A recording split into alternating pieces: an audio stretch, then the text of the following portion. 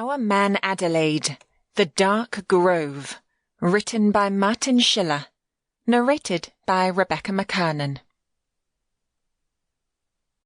Prologue. Mendocino County, California, United States, 8 June, 1973. Morning found Georgina ensconced in Dame Adelaide's kitchen, eating a light breakfast and organising her notes.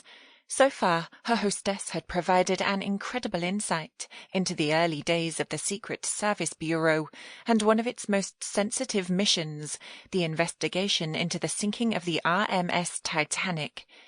And she has promised that there is even more to come, Georgina thought, wondering at what the day's revelations would be. Just then, the subject of her ruminations walked in. "Good morning," Adelaide greeted. "Ready to resume our little journey back in time?" Georgina smiled and reached for her pad and pen. "I am at that. I believe that we left off in August of 1912.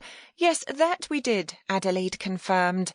"The Emperor had just passed away, and in keeping with Shinto beliefs, my students and I, as well as Colonel Bushida, then observed Kichu, a 40-day period of mourning. Did that affect your classes?" "No," Adelaide answered, opening her refrigerator to consider its contents.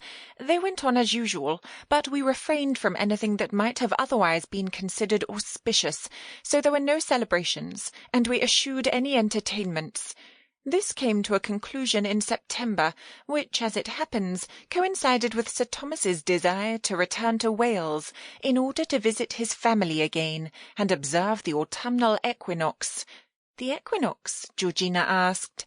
"Was this a ceremony like the one that his people had held in the spring?" "It was," Adelaide told her, "and it was also an opportunity for all of us to address the deficiencies in our training. But before I go into all of that, let me break my fast, and then take you for a drive. I think that we have both had quite enough of being confined indoors." This caught Georgina completely off guard. "A drive?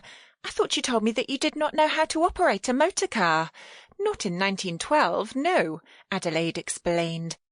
"But much to the dismay of Mr. Bertrand, in 1915, Sir Thomas was kind enough, and I dare say patient enough, to instruct me, and thanks to him, I have been a driver ever since." "And do you still drive?" "Oh, yes," Adelaide smiled, "although I am not nearly as daring as I used to be, and by and large I prefer to have everything delivered. Still, I do manage to get out now and again, and today's..." Sample complete. Ready to continue?